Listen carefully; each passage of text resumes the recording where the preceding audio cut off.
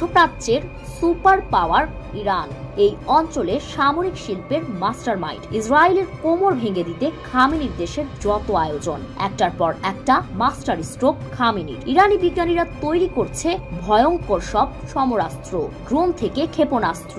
Iran বিশ্বমোড়ল যুক্তরাষ্ট্রের জন্য বড় ধরনের হুমকি তৈরি করে রেখেছে।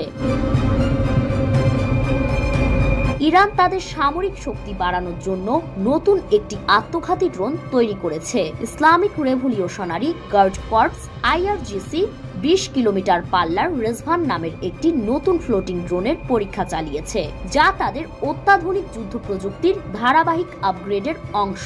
ইরান তাদের সামরিক শক্তি আরও বাড়ানোর জন্য নির্লসভাবে কাজ করছে।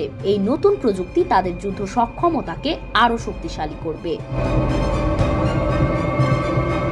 রেজভান পশ্চিম ইরানের একটি সামরিক মহড়ার সময় উন্মোচিত হয়। এই মহড়াটি পরিচালনা করছে IRGC গ্রাউন্ড ফোর্স। নতুন এই ড্রোনটি 20 কিলোমিটার পর্যন্ত উড়তে সক্ষম এবং এর অপারেটিং টাইম 20 মিনিট। রেজভান ড্রোনের বৈশিষ্ট্য: এই ড্রোনটির একটি ক্যামেরা রয়েছে। ড্রোনটির সামনে স্থাপন করা হয়েছে।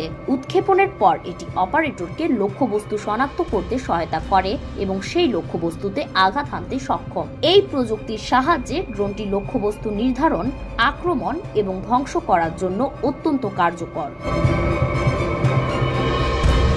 ফ্লোটিং ড্রোনগুলো বিশেষভাবে ডিজাইন করা হয়েছে যাতে দ্রুত মোতায়েন করা যায় এবং এটি জটিল পাহাড়ি অঞ্চলে সন্ত্রাসী গোষ্ঠীগুলোর বিরুদ্ধে কার্যকর হতে পারে। এর ছোট আকার এবং সহজ পরিবহন ক্ষমতা ইরানকে একটি নতুন ধরনের সুবিধা প্রদান করছে, যা তাদের স্থলবাহিনীকে আরও শক্তিশালী করবে।